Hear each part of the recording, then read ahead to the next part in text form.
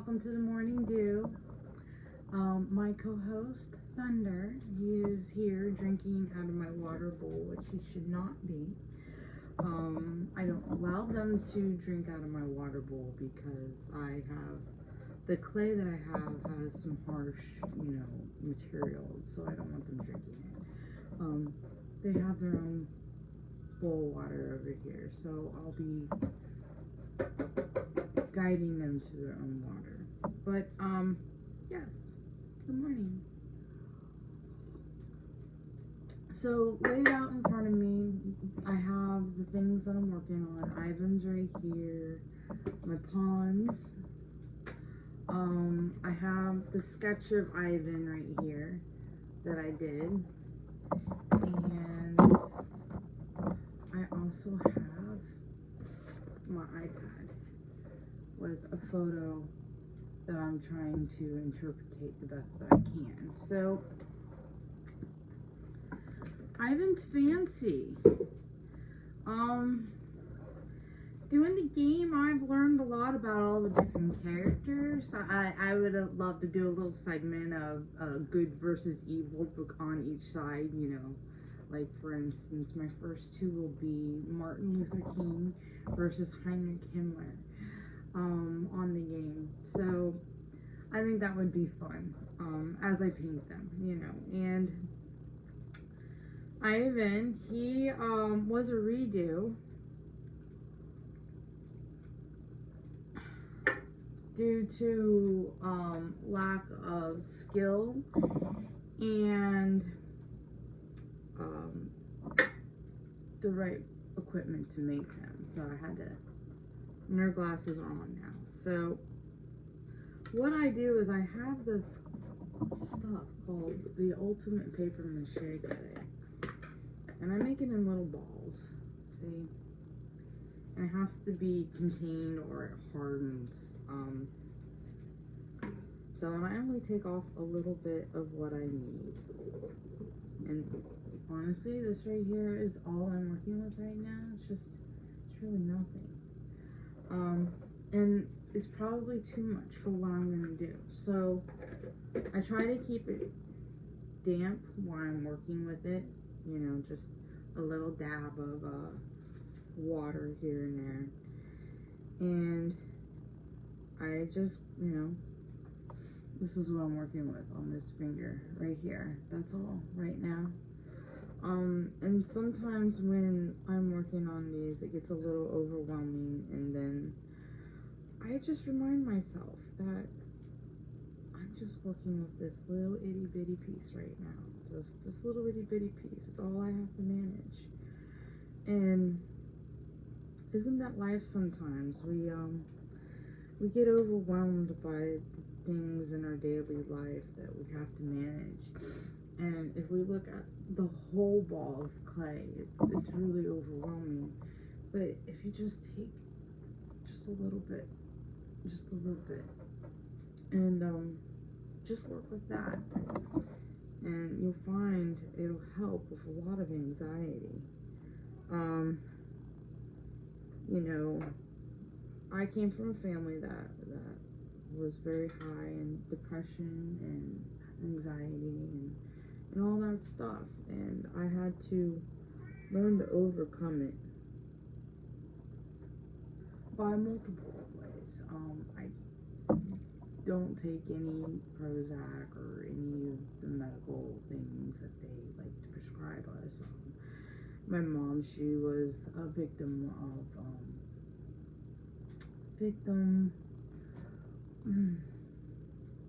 I don't know. Victim's such a strong word when also it's your choices. I try not to use the word victim. Being victimized, it's life, We make the choices that we go down, and that's our rabbit hole, and there's our consequence or our surprise, or, pretty much we're just lifing. So, you just really got to learn to take it easy, not to life yourself to death. So if you take it in little small strides, like just this little itty bitty sushi roll on my finger that I'm working with right now. And right now I'm giving Ivan his top eyelid. He needs to be a little stouty at the edge. And he had droopy eyes. So there, gotta add the droop. And it has to go just so. And smooth that out to his eyebrow.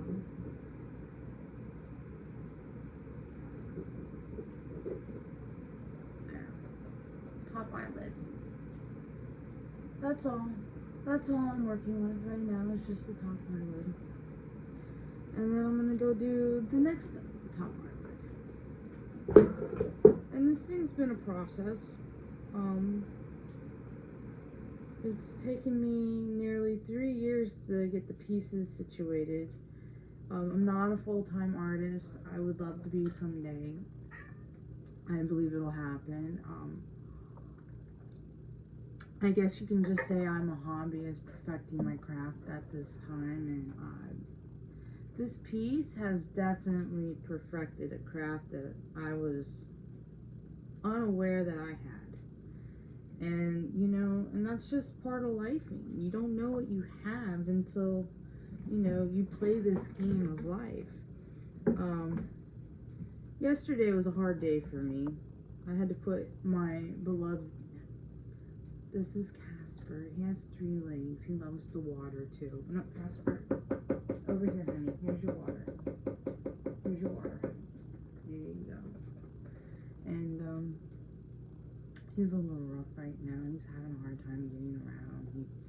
He can't, you know, he has a little hip dysplasia too. When a long time ago he was diagnosed. So, 3-year-old, 4-year-old cat now, 1 arm, and you know his bones are deteriorating now. So, I don't have much time with Casper. I'm just enjoying him every minute I can. He's a very gentle creature. If I, you know, they're very skittish. They're little souls too, and they're little souls trying to teach us very big lessons in life, and that's what I'm trying to put together for myself right now. From losing my dog Max, he's one of the greatest dogs that's ever existed, at least to me. I'm sure we all have our special pet, but Max was mine. All my animals, and my children, and, you know, my people. My people know. I have this thing that I do. My nickname is Xena Warrior, because I do this thing. And Casper's gonna expect the treat. He's definitely gonna look at me. To them, it's a sign for food. Thunder and Kumba, they don't care so much for the treats, but he's my food junkie. And my dog Max, he just meant a lot to me, and he was even part of the Xena Warrior, you know, part of my life. And I have this thing. It goes, right? Here comes Casper. He's like, "Where's my food?" I love you, honey. He loves some chicken, so he'll be getting chicken later. But Max would come on the stop of a dime when he was a puppy, in front of like all the dogs in the dog park. This beautiful, massive 96 Great Dane red nose, looks like Scooby-Doo Brindle. Like, he had his ears that would flop over to the same direction, or one would flop forward and the other one would flop back. He's just the sweetest animal, and he would come every time I did the Xena call, and that's my thing I do with my people, including my animals. So, you know, I had to put him down yesterday. It was 15 years he lived, and for a large dog, that's a very long time. So, very blessed to have had my Max for as long as I was blessed with his presence. So, yeah, that was a thing. So, you know, I find when we're grieving, to me, you know, my emotions are all over the place, and who would blame us for being bleh? Like yesterday was just full of tears and snot. It is, you know, that's just part of loving them, you know. So, but I know that if I move forward with my passions and my hobbies and, you know, my crafts and, like, you know, and be active with my physical being, I know it helps the grieving process. So I'm just, you know, getting back to little eyelids. You know, sometimes that's all you have to think about. It's just a little eyelid. I have a bunch of little tools I got from a friend. I don't even know exactly what they're called. They might be for clay. I don't know, but they work very well with the clay that I'm using. And I hand make it. You can find a recipe. It's called the Ultimate Paper Mache Clay. She has a newer recipe on there that I use now, because it just, you know, it's more finer detailed, and that's what I need for this piece particularly, something very fine detailed. And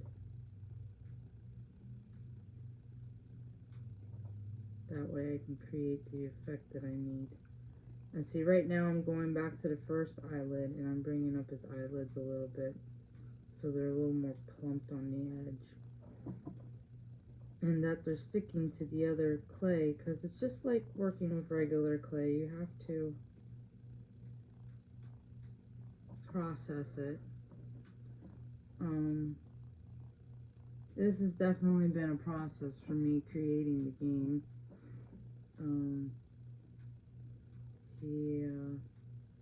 To start tearing apart your pieces was very, very hard for me in the beginning. Like, oh my god, I worked so hard on that and I have to tear it apart. Well, you know, you get comfortable with with tearing your artwork apart.